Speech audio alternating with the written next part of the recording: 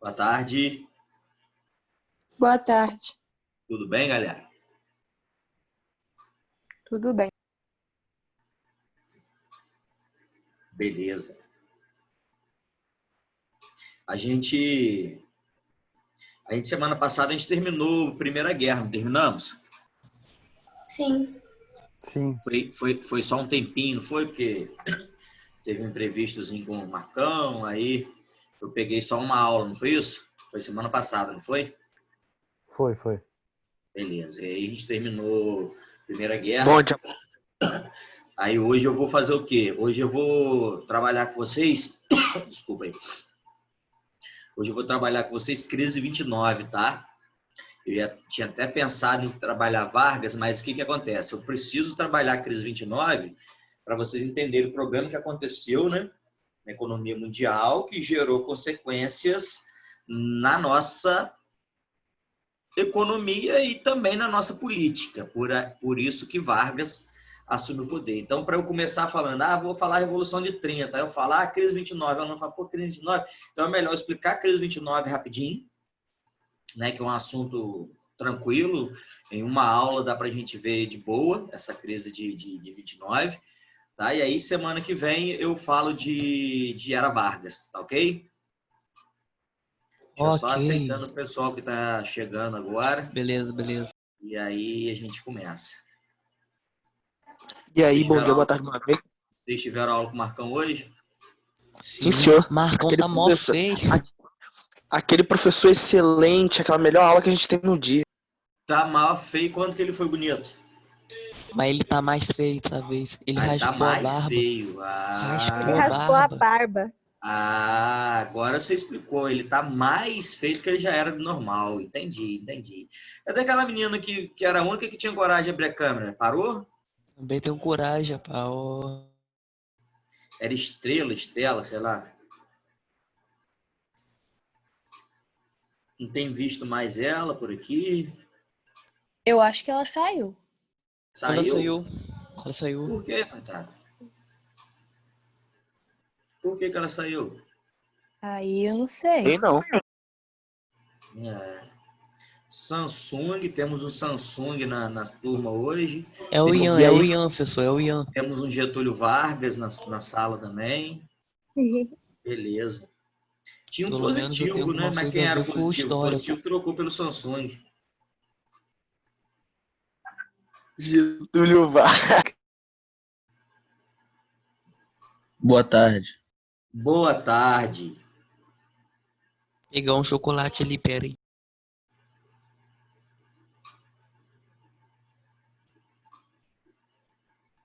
O pessoal tá chegando ainda. Um pouco atrasado, mas está chegando. O curso Margel tá chegando também. Larissa Pereira. Larissa, Gabriele. Boa tarde para a galera que tá chegando agora. Boa tarde. Bom, acho que já foi, né? Não, tem mais dois. Gabriele não tá conseguindo entrar. Ela tá ali, fica join e não entra. Voltei. Tá desde cedo. Não sei, deve ser algum problema na conexão dela, né? Porque o restante da galera tá entrando. Bom, vou começar. Deixa eu ver se ela já conseguiu. Não, continua lá. Deixa eu ver se consigo remover e depois aceitá-la de novo. Vai não. Bom, acho que foi agora. Não, foi não. Saiu. Desistiu. Depois ela deve tentar de novo. Vamos lá, galera. Então, como eu falei, né? Crise 29. Eu vou compartilhar hoje com vocês um mapa mental e o PowerPoint, tá? Eu vou tentar explicar em cima do mapa mental, que aí não preciso ficar trocando de tela, e aí depois eu mando, ó, quer ver? Eu tenho o PowerPoint, tá vendo? Aí sobre crise 29, tá? Que eu posso mandar para vocês. E tenho também E tenho também, deixa eu ver, o mapa mental. Também é um PowerPoint, né? Só que é um mapa mental que eu tirei da internet. Né? Eu acho que assim fica mais rápido, né? Tem tudo o que eu preciso falar para vocês num slide só. Posso, como eu falei, colocar isso aqui também. Né? Pode É a ser. mesma coisa. Isso aqui tem imagens, tem figuras, depois eu passo para vocês. Eu vou deixar o mapa mental e vou começar por ele. Bom, Gabriele Martins voltou. Vamos ver se ela consegue agora. Então, vamos do mapa mental. Espera aí. Crise 29. Vocês preferem assim, né? Vocês preferem com a tela inteira, não preferem? Você que sabe. Assim fica melhor, não fica? Assim não. Fica Né? melhor. Assim fica melhor. Beleza. Assim fica Vamos bom. deixar assim. Eu só vou diminuir minha tela aqui, porque fica aparecendo minha cara feia na frente. Mas então vamos lá. Antes da gente começar a falar desse mapa mental, deixa eu colocar na tela preta para vocês. Como terminou a Primeira Guerra Mundial? Me fala aí. O que vocês lembram de semana passada? Fim da Primeira Guerra Mundial. De consequências. Qualquer consequência da Primeira Guerra. Vocês lembrem. Fala para mim, por favor. Preciso falar todo mundo junto, senão embola. E aí? O que vocês lembram, gente? Final da Primeira Guerra. Consequência. Qualquer consequência. Alô? Tratado de Versalhes. Tratado de Versalhes, né, que colocou toda a culpa, né, colocou todos os ônus, né, tudo de ruim da Primeira Guerra Mundial na conta da Alemanha. Mais o que além do Tratado de Versalhes? Teve que dar dinheiro para todas as pessoas que perderam, para todas as pessoas que perderam a guerra. Isso aí foi no Tratado de Versalhes ainda, né? A Alemanha foi obrigada a pagar uma indenização bilionária, né? Quase 50 bilhões de dólares. Né? Os países que foram atingidos por ela de alguma maneira receberam uma partezinha desse dinheiro. Inclusive até o Brasil recebeu uma beiradinha. Mas o que de consequência que vocês lembram? Por exemplo, para a gente poder começar a caminhar na matéria de hoje. Deixa eu só aceitar esses três alunos que estão entrando aí. Boa tarde para a galera que entrou agora. Entrou um que só tem um ponto, o nome dele é só um ponto. Mas vamos lá. Para a gente começar a caminhar sobre a matéria de hoje, né? Tratado de Versalhes é a consequência que vem logo na cabeça da maioria das pessoas mesmo.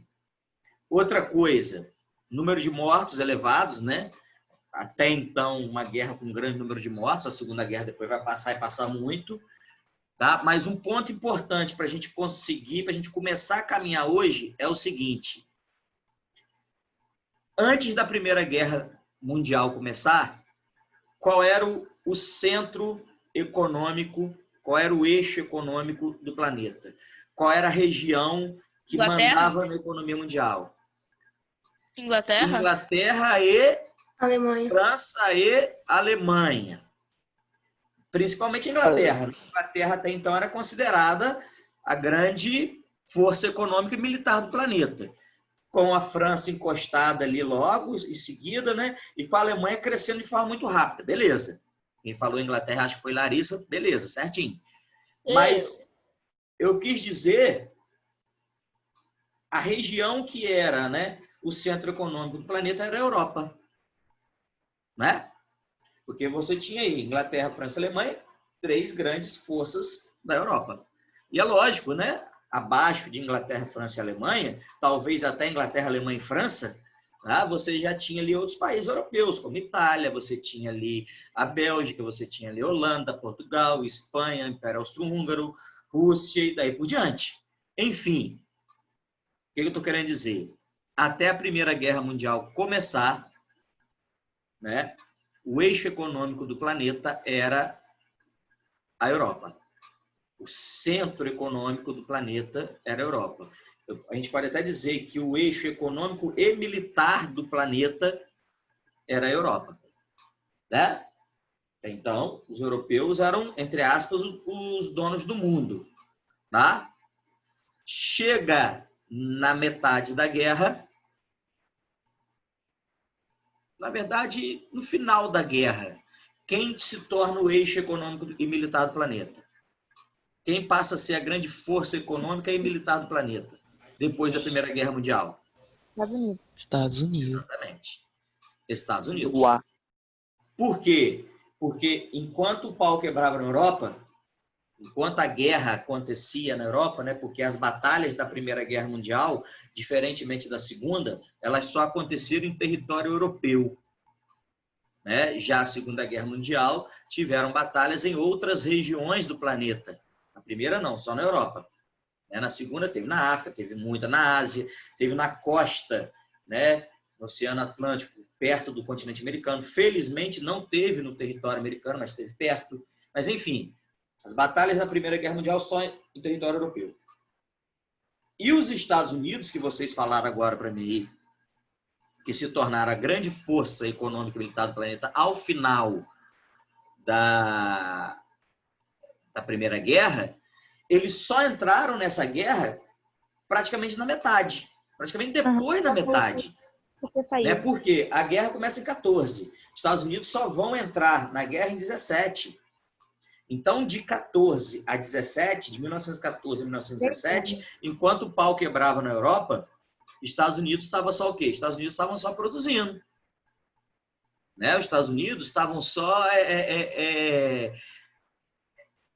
criando produtos, né, para vender para quem, principalmente? Para os europeus. Porque a produção europeia, galera, parou. A produção total na Europa parou. A produção de gêneros agrícolas, a produção de produtos industrializados, a produção de matéria-prima, enfim. Todo tipo de produção na Europa parou por conta da guerra. E os Estados Unidos ficaram 3 anos ali, ó, quietinhos, só arrebentando a produção e mandando grande parte dessa produção para a Europa. Né? Enquanto os ingleses estavam precisando de armas, munições, comida, remédio, insumos, né? Produtos de primeira necessidade, não tinha como produzir, os Estados Unidos, toma aí, ó, depois você me paga. Principalmente Inglaterra e França, que eram os seus aliados. A Alemanha e Itália, naquele momento, não. Mas quando acaba a guerra, sim.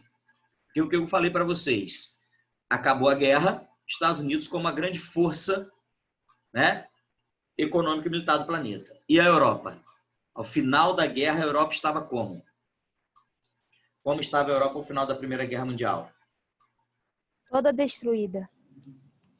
Exatamente. Quebrada, né, como você falou aí, toda destruída, eu costumo até dizer assim, estava quebrada, literalmente quebrada. Tá? Literalmente quebrada. Oi? Porque a guerra ocorreu lá. Sim. Então, a Europa estava literalmente quebrada. Tanto na sua parte econômica, quanto na sua parte física. A sua estrutura física estava devastada. Tá? E aí que vai começar a relação de dependência da Europa em relação aos Estados Unidos. Aqui, ó. Tem aqui, Primeira Guerra Mundial. Favorecimento das indústrias estadunidenses. Armas, alimentos, empréstimos, aquilo que eu falei para vocês. Enquanto o pau quebrava na Europa, os Estados Unidos produzia. Tá? Acaba a guerra, Estados Unidos, grande força econômica e militar também do planeta. Ó, os Estados Unidos aumentam a oferta de emprego na indústria, amplia o consumo interno. Até então, estava tudo muito bem para os Estados Unidos. E outra coisa, quando os Estados Unidos entram na guerra também, fica tudo muito bem para eles. Né? Porque eles entram em 1917 com o exército descansado, com o exército bem preparado, com o exército bem treinado, com o exército bem armado, né? E entram para acabar com a guerra. Os Estados Unidos entram para mudar os rumos da guerra, para vencer a guerra do lado da Tríplice Entente. Tá? A questão é, né? Europa ferrada ao final dessa. Inclusive, até os países que eram inimigos dos Estados Unidos, como o Império Austro-Húngaro, que se desfez, Euro-Áustria, Hungria e outros países, até países novos que surgiram, como a Iugoslávia, a Tchecoslováquia, passaram a depender dos Estados Unidos. A Alemanha, Itália, todo mundo passou a depender dos Estados Unidos, né? Depender da ajuda entre aspas, dos Estados Unidos. Por quê? Essa ajuda, entre aspas, você vê. Porque os Estados Unidos não ajudam ninguém. Eles agem, né, conforme os seus interesses. Assim como a Inglaterra e a França agiram durante séculos atrás, tá? Só que no momento agora, a gente está falando aí do assunto que a gente está falando, os Estados Unidos era a grande força do planeta. E aqui, ó, a produtividade nos Estados Unidos vai disparar. Por quê?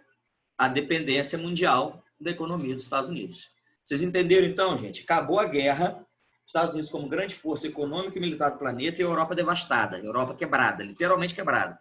Então a Europa passa a depender da ajuda, entre aspas, dos Estados Unidos. Quando eu falo ajuda, entre aspas, eu estou dizendo o seguinte: os Estados Unidos começaram a mandar para os europeus, os Estados Unidos começaram a mandar para a Europa insumos, começaram a mandar para os europeus matéria-prima, produtos industrializados, produtos agrícolas. Chegavam os ingleses para os americanos e falavam assim: olha, eu preciso de produto industrializado, eu preciso de matéria-prima, eu preciso de concreto, de aço. Os Estados Unidos, toma, tá tudo aí, ó. Vai levar. Faz igual a Casa Bahia, paga quando puder, em quantas vezes quiser. Aí, vai levar. Os franceses falam a mesma coisa. Até os inimigos, os alemães estão precisando de alguma coisa aí, pode levar, tá aqui, ó. Leva e depois paga. A questão, né, que essa dependência aí dos europeus em relação aos Estados Unidos fez com que as empresas estadunidenses e os fazendeiros estadunidenses se empolgassem. Né? Se empolgassem de que maneira? Eles passaram a produzir em grande quantidade. Falaram assim: poxa, agora a gente pode produzir porque eles vão comprar. E aí, né, cresceu demais esse liberalismo econômico. Surgiu o chamado, né, American Way of Life, em português, estilo de vida americano. Estilo de vida americano esse, baseado no consumismo. Aqui, ó, sociedade consumista. É consumismo, não é comunismo não, tá? Ou seja, o que era esse estilo de vida americano? Vamos produzir, né? Vamos produzir à vontade, vamos produzir a rodo, como se diz no interior, que aí alguém vai comprar. Os Estados Unidos, nesse momento, galera, olha só, eles tinham 3 frentes. Estados Unidos, só os Estados Unidos. Eles tinham 3 frentes de produção. Eles produziam para 3 frentes. Eles produziam para vender para 3 regiões do planeta. Tá? Que regiões eram essas? Primeiro, o mercado interno. O mercado deles lá.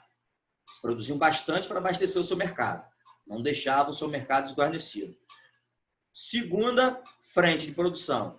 América Latina, Ásia e África. Eles produziam para abastecer América Latina, África e Ásia. E a terceira frente de produção, que era a maior disparada, era que eles produziam muito, era para a Europa. Era frente voltada para vender para o mercado europeu. E aí o que eu falei para vocês, os empresários, né, os donos das indústrias e os fazendeiros, eles começaram a se empolgar. Começaram a pensar da seguinte maneira: vamos produzir que os europeus vão comprar. Eles estão precisando, né? E isso incentiva o estilo de vida americano. É nesse momento aí que a indústria automobilística vai disparar, é nesse momento aí que a indústria de alimentos vai disparar, né? Vai crescer em grande quantidade, é nesse momento aí que surgem o marketing voltado para a propaganda. Nessa época não tinha televisão nem internet ainda, mas já existia rádio, já existia jornal, surgem os outdoors, que a gente vê muito nas nossas cidades, em Campos Macaé tem muito, né, que são aquelas placas, né, colocadas em pontos estratégicos na cidade para chamar atenção. Isso surgiu nessa época. Era uma maneira de você chamar a atenção do consumidor. Você vai na frente de um local muito movimentado, né, em Campos, por exemplo, nas saídas, nas entradas do shopping, sempre tem outdoor. Então, são locais bem movimentados, eram mais, né, antes da pandemia. Então, você vai passear no shopping, você olha por ali. Você chega na cidade, tem um monte de outdoor, porque um ponto importante fugiu a palavra agora, de chamar atenção. Então, esse estilo de vida americano tem tudo a ver com o final da Primeira Guerra. Produção em larga escala, a produção em alta quantidade feita pelos Estados Unidos. Tá? Eu falei do consumismo, né? desse estilo de vida americano, e lá do século XX, do início do século XX, década de 1920. Hoje as pessoas têm uma outra ideia do consumismo. O que seria consumismo hoje? Fala assim, fulano é consumista. A pessoa tem... Oi? Consumir Vai falar. demais. Não entendi. Fala mais alto um pouco. Demais. Consegui não entender. Tá baixo o microfone. Consumir demais. Sim. Mas hoje as pessoas ainda têm outra ideia, né, do consumismo. Que é o quê? Consumir demais. Tem a ver com consumo exagerado, como você está falando aí. É meio que quando você é viciado em comprar e é Quem facilmente falou? manipulado. Larissa. Repete, Larissa. É quando você é viciado em comprar. E você é viciado e você é meio que obrigado a comprar. Eles meio que te manipulam. É isso. Fazem sua cabeça para isso. Exatamente. Você existe até uma doença, que eu não vou me lembrar o nome agora, das pessoas que têm essa necessidade, né? Tem algumas pessoas que têm a necessidade, às vezes passa a ver um par de sapato, não, eu preciso comprar. Às vezes não tem necessidade. Tem gente que às vezes tem centenas. Passa ali, vê uma roupa. Eu tenho uma prima, né, que quando ela tinha uma condição legal, hoje ela, coitada, quebrou, né? O marido quebrou, não vem ao caso agora contar essa história, né? Mas ela, uns anos atrás, ela tinha uma condição financeira, ela mandava aqui para casa da minha mãe, para doação, falava assim, tia, vou mandar uma sacola de roupa para você doar para a igreja lá da minha mãe. Tinha roupa que a gente pegava na sacola com etiqueta, que ela nunca tinha usado. Aí minha mãe conversou com ela, por que você faz isso? Não, eu passo, eu guardo. Aí tinha coisa tão boa que a gente pegava pra gente, entendeu? E aí eu tava... que não tinha sido usado, doava, para levar para doação. Mas, enfim, isso era uma doença. Várias pessoas sofrem com isso aí. A ideia que se tem hoje do consumismo, né, desse consumismo exagerado, que acaba se tornando uma doença. Tá? Mas tem uma outra situação que alguém falou aí, que a gente, às vezes, é levado, a gente, às vezes, é obrigado, podemos dizer assim, a comprar. Você quer ver um troço que acontece demais isso? O nome disso, tecnicamente falando, chama-se obsolescência programada. Tá? Em quê? Em produtos eletroeletrônicos. Aqui, ó. Isso aqui é uma desgraça. Ó. Isso aqui Celular, é uma desgraça. Sabe por quê? Porque daqui a pouco ele fica obsoleto. O meu, estava falando hoje com a minha esposa. Eu comprei o meu em novembro, agora fazem 2 anos. O bicho já está travando. Hoje, para eu conseguir entrar numa aula, né, que eu precisava pegar o link pelo WhatsApp, ele travou e eu não conseguia entrar de jeito nenhum. E o coordenador me mandando mensagem, ligando, cadê você? Eu falei, rapaz, não estou conseguindo, calma. Enfim, vai que eu taquei ele na parede. Por quê? Porque ele fica obsoleto, ele é programado para ficar assim. Né? Por mais que você tire foto, vídeo, chega um momento que a memória dele já não funciona corretamente, então ele fica lento. Então você é obrigado a comprar outro. Né? Carro. Tem gente, eu conheço fulano que troca de carro 6 meses. Aí não, é outra coisa. A gente gosta, a gente tem condição. Né? Então, alguns produtos, computador, acho que alguém falou aí também, às vezes ele acaba ficando lento, você tem que acabar trocando. Não é trocar de 2 meses, gente, de 6 meses. Mas são produtos para durar aí 2 anos. E daqui a pouco, para você não ter um desempenho ruim e se prejudicar em algum tipo de trabalho, você tem que trocar.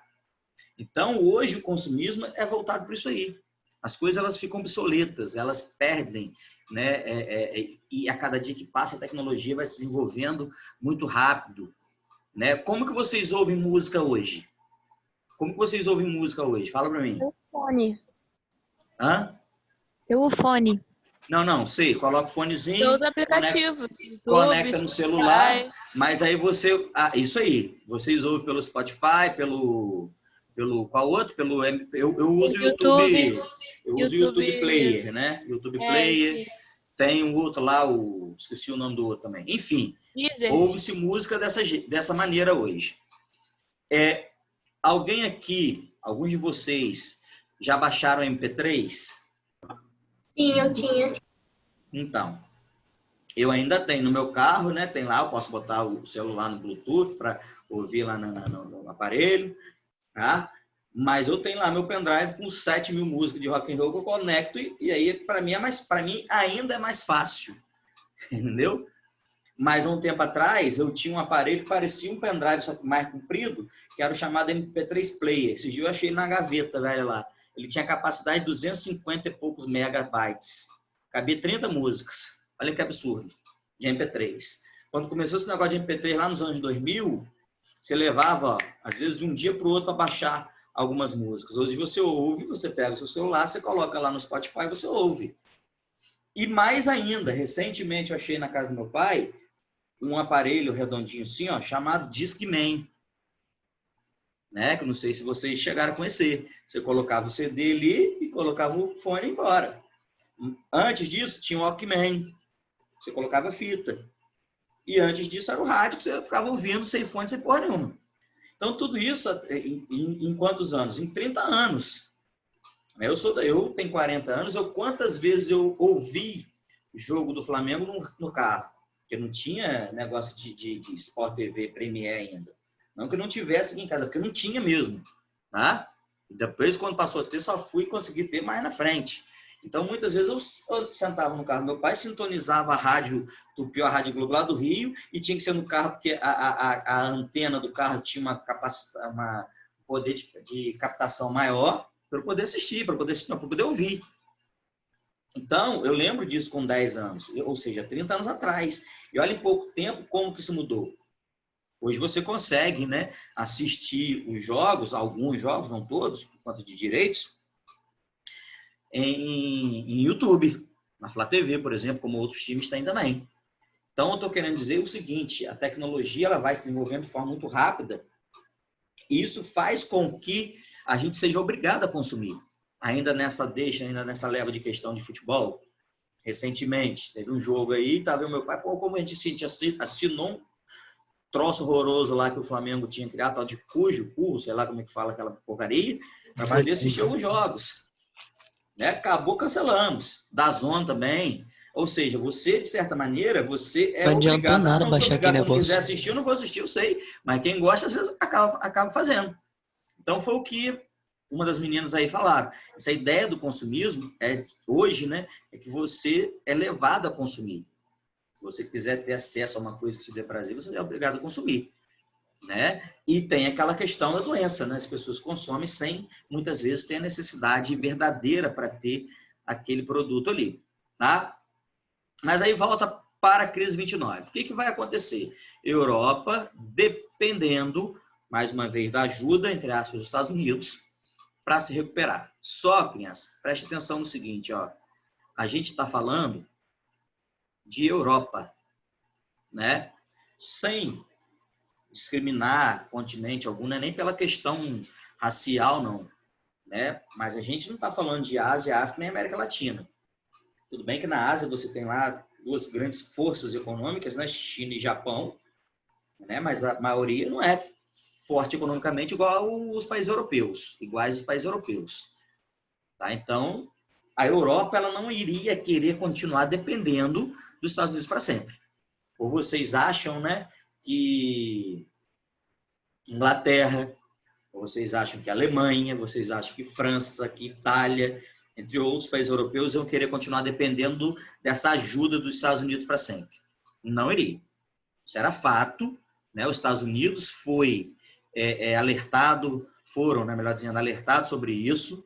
Vários economistas chegaram para o governo americano, para os governos americanos daquela época, da década de 20, e alertaram, olha, controla um pouco a produção, porque vai chegar um momento que a Europa vai se reestruturar e vai parar de consumir. Lembra que eu falei que tinha 3 mercados, o mercado interno, América Latina, Ásia e África, e o mercado europeu, que consumia muito, consumia a maior parte da produção americana. Então, esses economistas alertaram os Estados Unidos, segura as ondas. E os Estados Unidos, não. Aqui, ó, a gente trabalha com liberalismo econômico, lei da oferta e da procura, a gente pode produzir à vontade. Os economistas, então tá. Então vai produzindo, vocês verem o pepino que vocês vão aguentar lá na frente, tá? E foi o que aconteceu. Chegou no final da década de 1920, 1928 e principalmente o ano de 1929, a Europa diminuiu drasticamente o consumo dos produtos dos Estados Unidos. Não parou, falou assim, não quero mais, mas diminuiu. Quer ver um exemplo? Por exemplo, uma empresa americana que produzia concreto e mandava para os ingleses. 1 tonelada por ano, 1 tonelada por mês. Vamos dar um exemplo assim. Os ingleses falaram assim, não, agora a gente não quer 1 tonelada mais não, a gente só quer meia tonelada. Então, a gente só quer 200 quilos. E aí? E aquele produto que foi feito, né, contando e se vender lá na frente? E é lógico, gente, isso não foi de um mês para o outro. Né? Porque se fosse de um mês para o outro, diminuía a produção e segurava. Isso foi, de repente, já com uma produção feita bem lá para frente. Então, a Inglaterra comprava lá 1 tonelada de concreto, 1 tonelada de aço dos Estados Unidos. Senão agora eu não quero 1 tonelada não, quero só 200 quilos. Vai fazer o que com os outros 800 quilos? E aí um aluno uma vez falou assim para mim, não, CB, era só vender, era só diminuir o preço e vender para os outros mercados. Não vendia.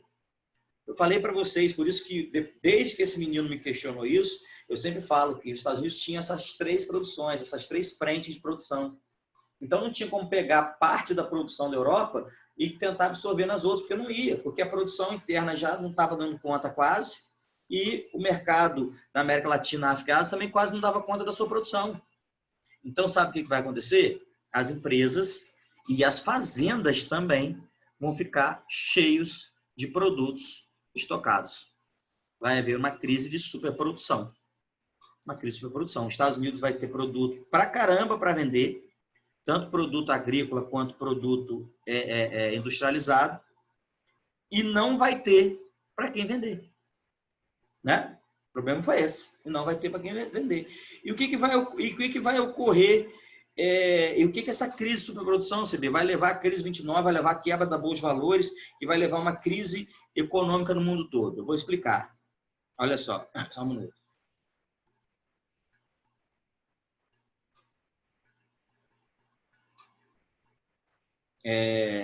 Vai acontecer o seguinte, alguns empresários, né, eles vão começar a fazer a chamada que está aqui nesse mapa mental, a chamada especulação financeira. O que significa isso? Eles vão supervalorizar as ações das suas empresas.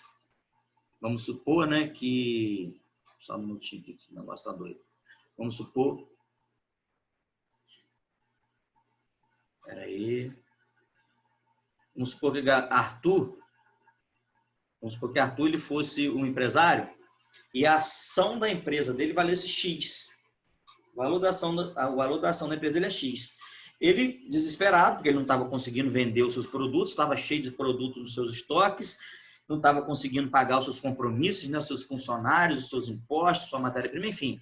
Estava lá com um monte de produto, não conseguia vender, estava começando a estar em crise. O que Arthur ele vai fazer? Ele vai pegar a ação da empresa dele, que vale X cada ação, e vai tentar vender na Bolsa de Valores por X mais Y.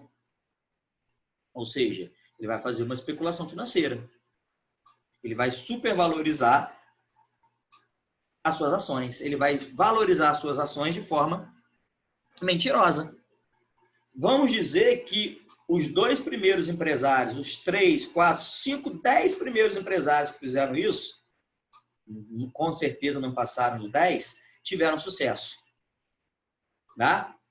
Mas os outros não iam ter sucesso. Porque quem ia querer comprar ação de empresa que estava cheia de dívida? Que estava cheio de produto estocado e não tinha para quem vender? Não ia.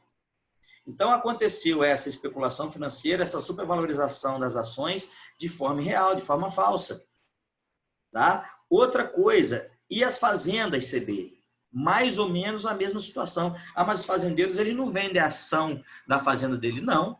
Mas os fazendeiros estavam com dívida, porque produziram para cacete, não tinha para quem vender. Esses fazendeiros eles vão fazer o seguinte, eles vão pegar dinheiro emprestado com os bancos, né, para pagar as dívidas dele, que eles tinham lá com a produção, e vão dar ao banco como garantia de pagar essas dívidas as suas fazendas. Ou seja, eu cheguei no banco e falei assim, me presta R$1 milhão aí. Ao banco, toma R$1 milhão, mas o que você me dá de garantia? Caso você não pague, eu te dou minha fazenda. Se eu não te pagar R$1 milhão, você toma minha fazenda. Então, muitos fazendeiros nos Estados Unidos, não foram poucos, não, mas foram muitos mesmo, perderam suas fazendas. Porque eles pegaram o dinheiro emprestado com os bancos, pagaram as dívidas que eles tinham por conta da produção, mas se endividaram com os bancos. E aí não estavam produzindo mais, não tinha como pagar o banco. O banco foi lá, os bancos foram lá e tomaram as fazendas. E aí, meu amigo, produção agrícola, produção industrializada comprometida, vai dar ruim. Vai dar ruim, vai dar muito ruim, não vai dar pouco, não. Sabe por quê? Porque no dia 24 de outubro, né, de 1929, numa quinta-feira, a famosa Quinta-feira Negra, a Bolsa de Valores de Nova York ela vai quebrar. Por quê? Porque não vai ter venda nenhuma de ação. Nenhuma empresa vai vender ação nenhuma. Isso nunca aconteceu, ou seja, a Bolsa quebrou. Não teve compra e venda de ação nenhuma. Tá? E aí a Bolsa quebrou. Como a Bolsa de Valores de Nova York é a maior do mundo até hoje, a mais importante do mundo até hoje, começou um efeito dominó. Começou um efeito dominó chamado, né, de a Grande Depressão Econômica. Grande Depressão essa, deixa eu só mostrar outro slide aqui, só um minuto. Deixa eu ver se eu consigo. Ó. Vê se vai aparecer para vocês outro slide. Apareceu o slide vermelho aí? Não. Apareceu? Não. Não? Não? Então, peraí. Parei, vou colocar agora de novo. Agora vai aparecer. Apareceu? Sim. Então, Sim. essas fotografias aí, ó, essas duas aqui que eu estou passando o cursor, foi o dia da quebra de valores, né? Uma multidão ali em frente à Bolsa de Valores de Nova York, desesperadas, sem saber o que fazer. Tá? E aí vai começar a chamada Grande Depressão Econômica que eu falei para vocês. Ó. Vai levar ao fim, né, do sonho americano. Muita gente, mas muita gente mesmo dentro dos Estados Unidos, milhões de pessoas, não são milhares, milhões de pessoas vão passar a viver na miséria por conta, ó, do desemprego. A fila é para conseguir um emprego. Esse filme aqui, chamado Tempos Modernos, do Charlie Chaplin, registra isso aí. Depois tem, no YouTube tem, coloca lá, Tempos Modernos, é uma comédia. É bem interessante. Eu, nas escolas, quando eu falo de Crise 29 com meus alunos do 9º ano, eu mostro esse filme para eles. Tá? Porque é um filme feito em 1930, alguma coisa. Logo depois os Estados Unidos conseguiram sair da crise, né, da Grande Depressão, e o Chaplin, de forma perfeita, ele representa isso aí. Perguntaram o que aí? O que perguntou? Não entendi. É um filme mudo, não tem voz?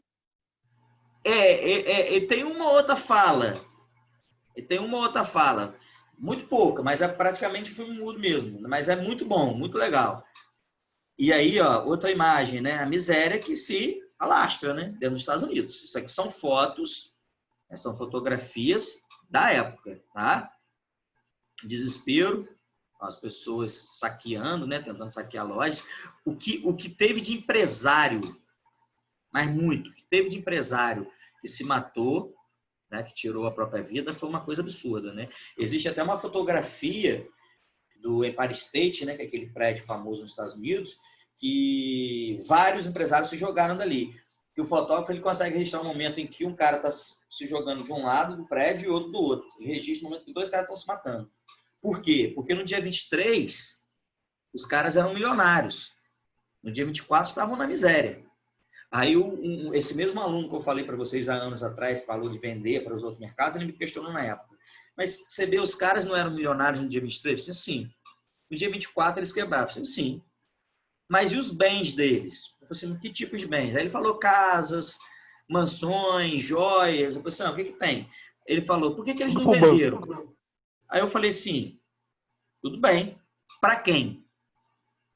Ia vender carro, ia vender casa, mansão, ia vender joias. Para quem?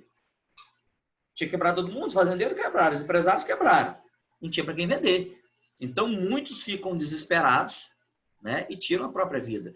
Fora, né, é lógico, a situação mais complicada ainda das pessoas mais pobres, das pessoas que trabalhavam nessas empresas, das pessoas que trabalhavam nessas fazendas. Tá? E aí eu vou voltar com outro slide. Essa crise, né, ficou conhecida como a Grande Depressão, econômica, política e social, né, mas principalmente como a Grande Depressão Econômica, ela atingiu praticamente o mundo todo. Tá? Ela só não atingiu um país no mundo. Que país foi esse? Quem sabe dizer? União Qual foi o Soviética? único país do mundo que não foi atingido? Acho que alguém falou aí. União Exatamente. Soviética? Exatamente. A União das Repúblicas Socialistas Soviéticas. Porque a União Soviética, ela foi fundada, né, ela foi criada em 1922. Acho que isso, 1922. Em 1917 aconteceu a Revolução Russa. A Rússia, né, acabou com o czarismo, tirou o czar do poder, os bolcheviques tomaram poder, né, sob a liderança de Lenin, e implantaram o socialismo. Até então, funcionou bem. O socialismo russo, naquela época, estava funcionando bem. Lenin morre. Muita gente achava, né, que Trotsky, que era o braço direito de Lenin, iria assumir o poder. Não foi. Quem assume o poder, né, por conta de um discurso voltado para a população foi o Stalin. E aí, em 1922, os países vizinhos à Rússia quiseram adotar o mesmo modelo russo de socialismo. E aí surge a União Soviética. Na verdade, né, a União Soviética ainda foi formada pelo Lenin. Né? O Lenin morre em 24 e aí o Stalin assume em 24. A União Soviética foi formada em 22, em 1924 o Lenin morre, né, e o Stalin assume. Continua naqueles primeiros momentos ali adotando um modelo socialista interessante, que estava funcionando. Né? O problema vai se dar mais perto da Segunda Guerra, onde o Stalin passa a governar de forma extremamente autoritária. Passa a governar de forma ditatorial. E aí o socialismo, né, que tinha aquela coisa bacana, aquela coisa romântica de que todo mundo ia viver sem desigualdade social, foi por água abaixo. O que se implantou lá foi o socialismo real, feito na base da porrada, que não deu certo, e a gente viu, né, a gente vai ver, melhor dizendo, que lá nos anos 90, né, 1990 do século passado, ele deixa de existir. Tá? Mas, enfim, quando estoura a crise em 1929, quando estoura a Grande Depressão em 1930, década de 1930, no ano de 1930, a União Soviética estava funcionando bem. A União Soviética estava legal, estava bacana. E aí foi o único país do mundo que não sentiu os reflexos da crise. E isso vai ser bom para o socialismo. Sabe por quê? Porque o Stalin, que já era o governante, né, da União Soviética, vai começar lá. Capitalismo é isso aí. Capitalismo são milhões de pessoas vivendo de forma miserável, milhões de pessoas desempregadas, milhões de pessoas passando fome, né, as empresas falindo, né, os empresários que antes tinham tudo agora não tem nada. As empresas, ele dizia, né, tinha que pertencer ao Estado, o Estado tinha que controlar, as propriedades também, que ia todo mundo viver mais ou menos igual como era na União Soviética, naquele período. E isso faz com que as ideias socialistas comecem a se espalhar de forma mais rápida.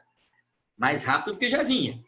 Já estava se espalhando de forma rápida. Depois da crise de 29, depois da crise do mundo capitalista, né, essas ideias socialistas vão disparar. Isso vai levar, aqui, ó, aumento do sentimento nacionalista e aumento do número de regimes totalitários, regimes fascistas, como, por exemplo, o nazismo alemão, que é o próximo assunto nosso. Não hoje, né, na semana que vem. Tá? Não, na semana que vem falar de Vargas. Não sei, vou decidir ainda. Tá? Enfim, a União Soviética não foi atingida.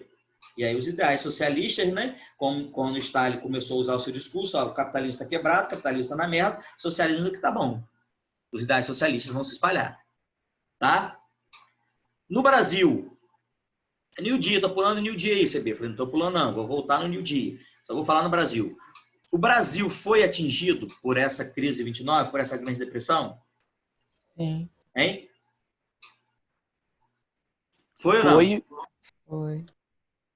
Por que vocês acham que foi? Sim. Porque ele importava café para os Estados Unidos e a Europa também. Muito bem. Quem falou aí? Arthur. Muito bem, Arthur. Perfeito. Perfeito. O principal produto, né, da economia brasileira era o café. O Brasil ainda era um país agroexportador.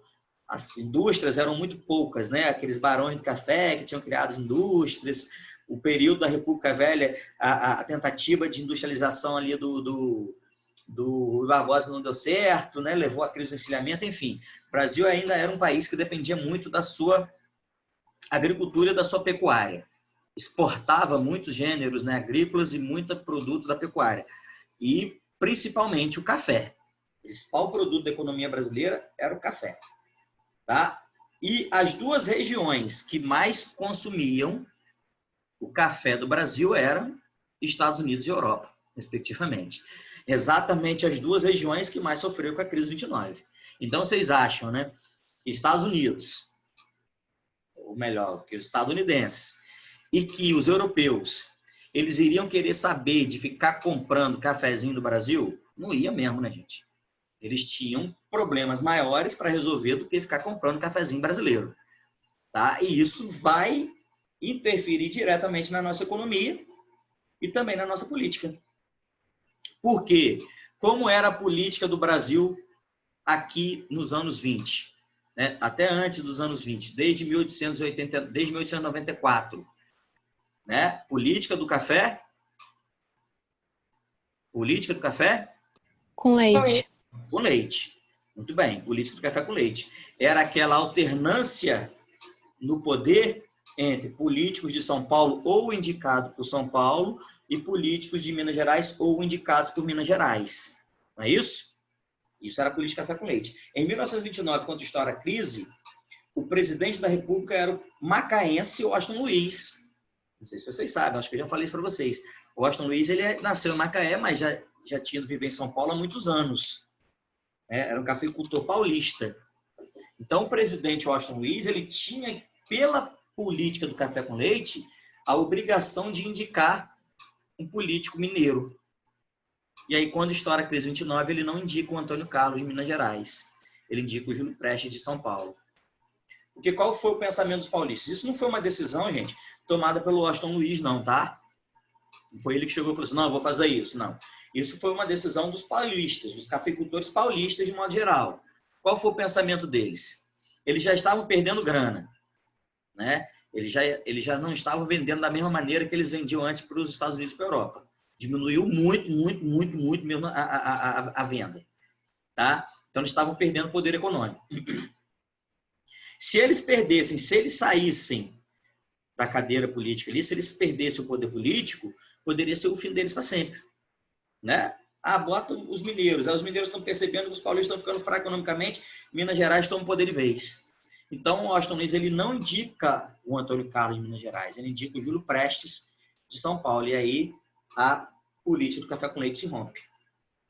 São Paulo quebra a corrente.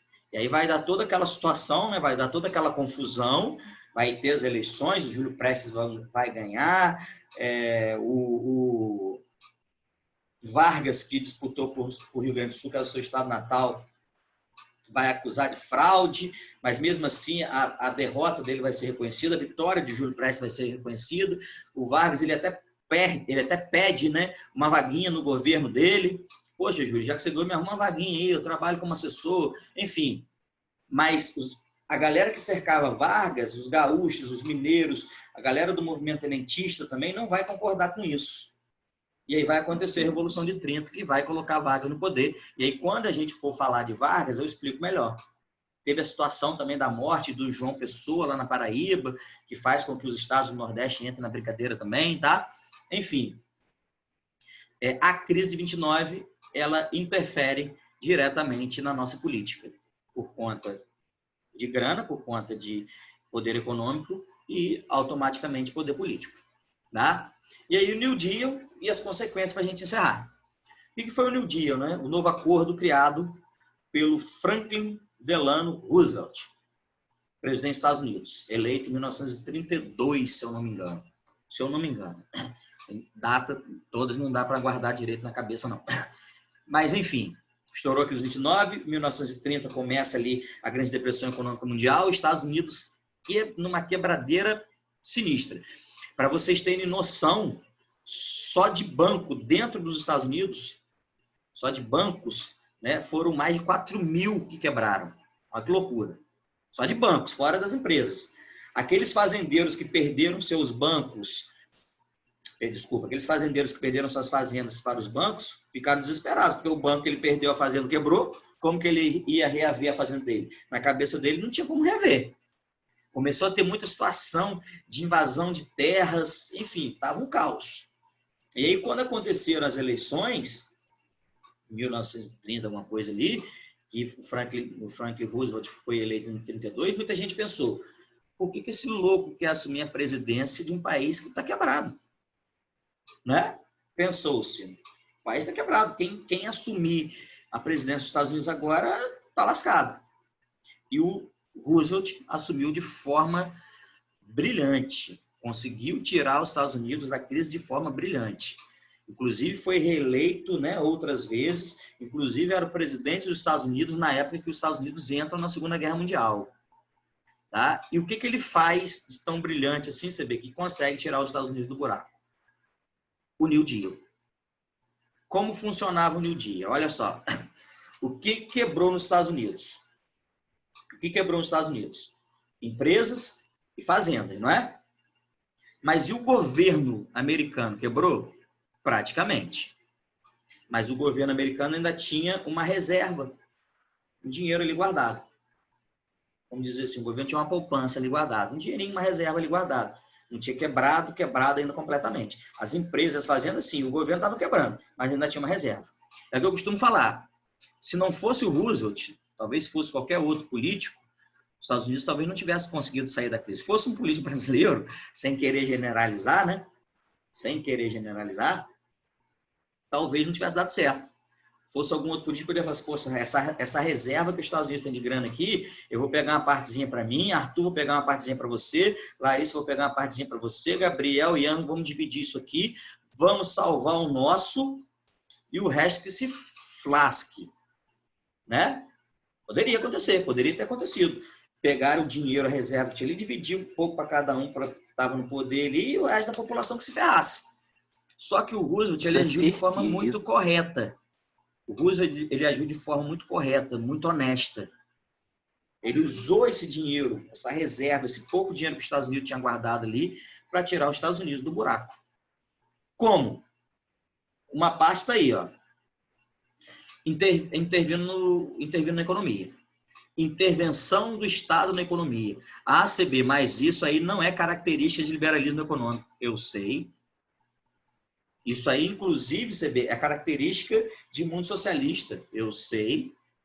Por isso que o Roosevelt enfrentou gente fazendo cara feia para ele.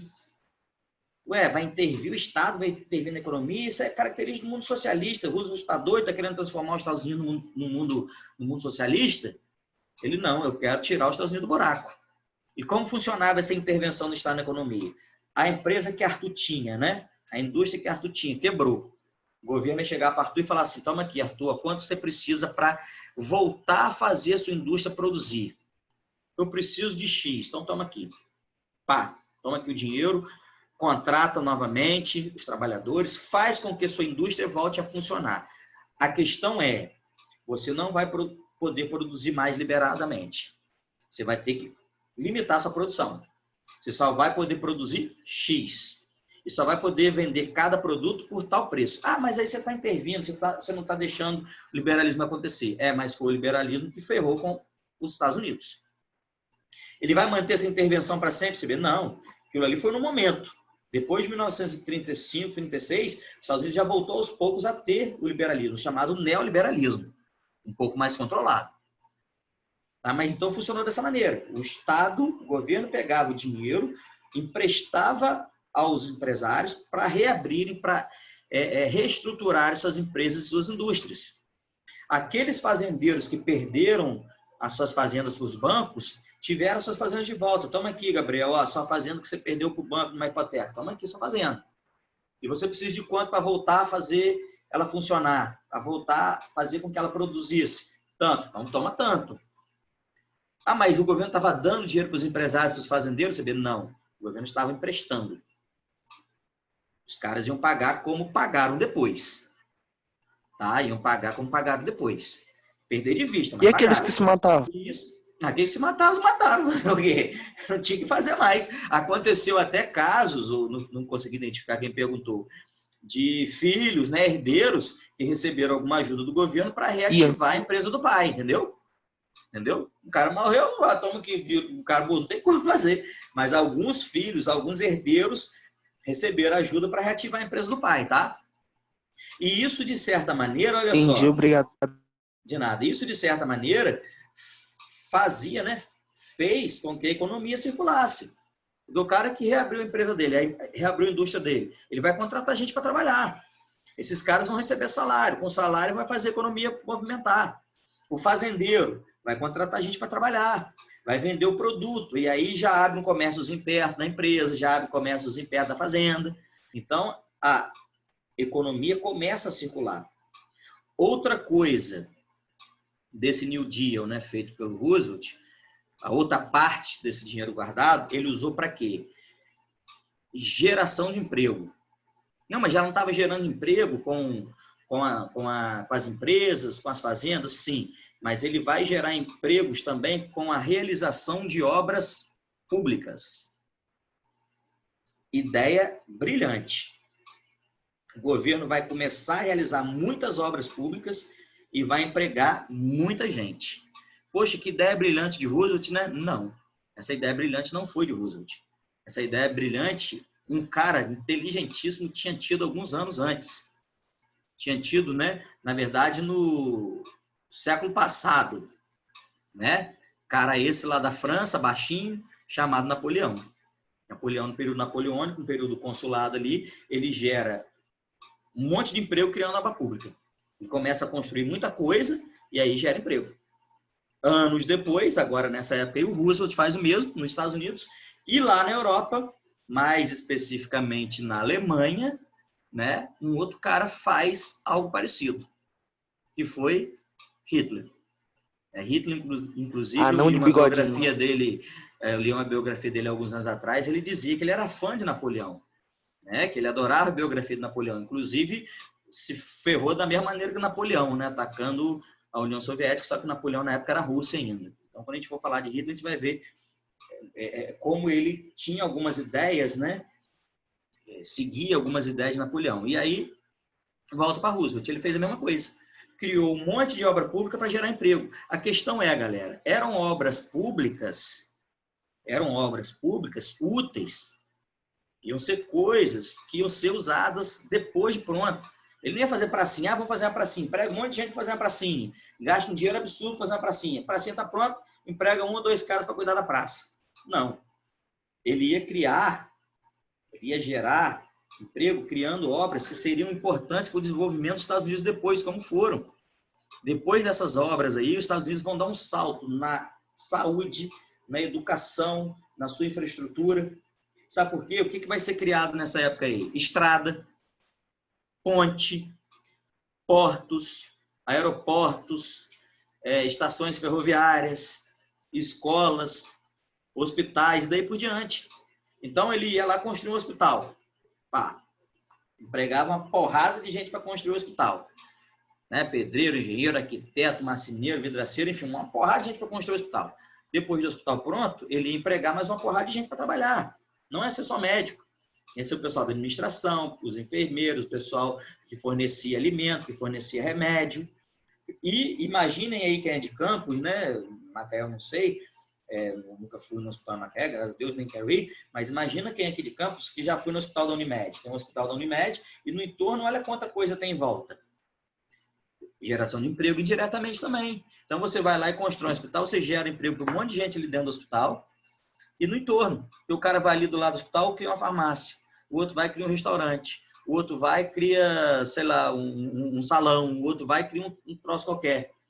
Isso tudo vai gerando emprego e vai fazendo com que a economia circule. Tá? Ele cria também um salário mínimo, o governo americano, a ideia aí de salário mínimo muito interessante, né? A pessoa ter o mínimo necessário para sobreviver. Ele cria a previdência dos Estados Unidos, o cara trabalhava, depois de um certo tempo trabalhando, ele ia aposentar e receber um dinheiro do governo. Enfim, ele consegue recuperar a economia dos Estados Unidos. Em 1935, os Estados Unidos já tinham saído da crise econômica. A Europa ainda não. A Europa ainda estava, principalmente a Alemanha. A Alemanha, né? Hitler assumiu em 1934, né? A Alemanha no fundo do poço. A Alemanha acabou a Primeira Guerra no fundo do poço. Quando ela estava começando a sair do fundo do poço, vem a crise de 29 e empurra a Alemanha de volta lá para baixo. Então, os Estados Unidos sai da crise com o New Deal. A Europa ainda estava passando alguns apertos, né?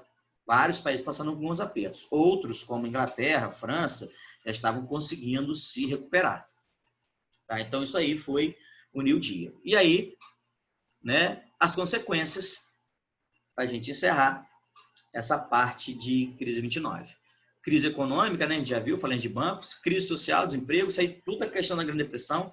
E aí um ponto importante, que é a crise política. Essa crise de 1929 levou a uma crise política gigantesca em várias partes do mundo, inclusive até na União Soviética. A crise política atingiu a União Soviética. Por quê? Eu cheguei a falar isso agora há pouco. Stalin vem com aquele discurso, tá vendo? O capitalismo é aquilo lá, aquela desgraça lá, milhões de pessoas empregadas, milhões de pessoas passando fome, o bom mundo socialista. E ele começa a acreditar tanto nas ideias dele, que ele começa a agir de forma extremamente autoritária.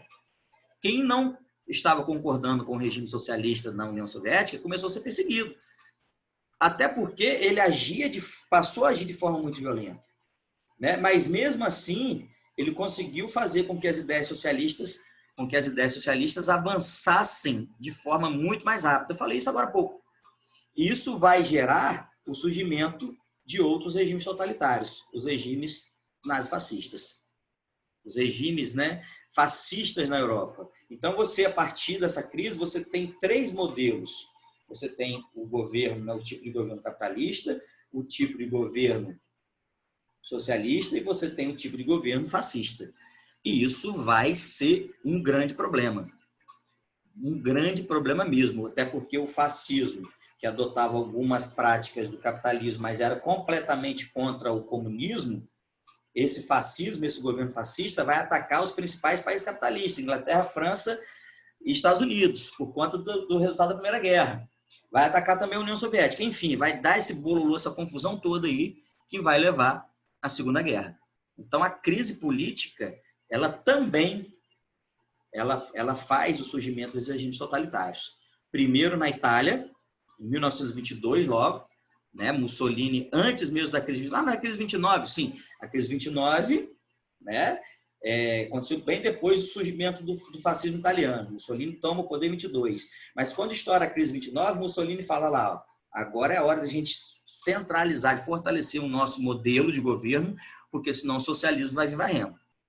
Ou seja, o capitalismo estava lá cambaleando, em baixa, o socialismo crescendo de forma muito forte, de forma muito rápida, e o fascismo tentando segurar as ondas ali do socialismo para não explodir tudo. Ou seja, estava uma misturada doida nesses regimes políticos. Quando a gente for falar de Segunda Guerra, a gente vai explicar melhor cada um deles, principalmente os regimes fascistas, né? Em 1934, surge na liderança da Alemanha o abençoadinho de Satanás do Hitler. E aí vem para ferrar com tudo. Tá? Então, isso graças ao aumento do nacionalismo. O sentimento nacionalista nesses países europeus fascistas, aí, Espanha, Portugal, Itália e Alemanha principalmente, vão vir de forma muito forte. A tolerância, né, questão racial vai ser cada vez menor, o que vai levar à Segunda Guerra Mundial. Então, a Segunda Guerra Mundial foi também uma das consequências da crise 29. Então, a crise 29 foi um dos fatores da Segunda Guerra Mundial. Não só a crise 29, tá? Vão ter vários outros. Quando a gente for falar de Segunda Guerra, quando a gente for falar de causas, motivos antecedentes da Segunda Guerra, a gente vai ver que a crise 29 também foi. Sentimento nacionalista, disputa imperialista, surgimento dos regimes fascistas, enfim, vários motivos aí. Tá? Então, crise 29, por hoje a aula ainda não. Né? O assunto hoje, crise 29, a gente se encerrou. Tá? Então, eu vou fazer o seguinte, semana que vem, 29, deixa eu ver aqui, semana que vem, eu vou trabalhar com vocês regimes totalitários. Vou trabalhar Vargas, não. Deixar Vargas mais para frente, cadinho. Porque regimes totalitários eu consigo em uma aula também. Né? Falar do fascismo italiano, do nazismo alemão, e do stalinismo E do stalinismo e do stalinismo soviético, não. E do franquismo espanhol também não. Do salazarismo português também não. Ali é só fascismo italiano, de Mussolini, nazismo alemão de Hitler. São os mais cobrados, tá? Principalmente o nazismo alemão de Hitler. E por que eu vou falar depois Vargas? Porque a era Vargas tem ligação com esses governos, principalmente o governo alemão.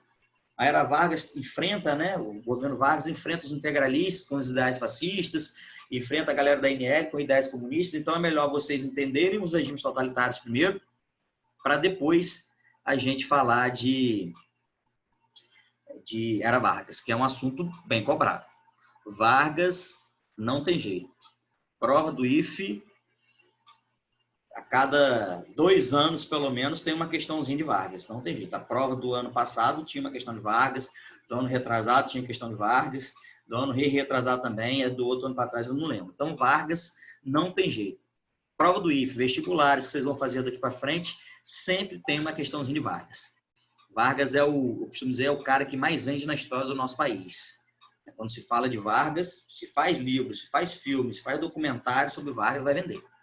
Tá bom? Então, 5:45, 5 minutinhos para encerrar minha aula. Eu vou ficando por aqui.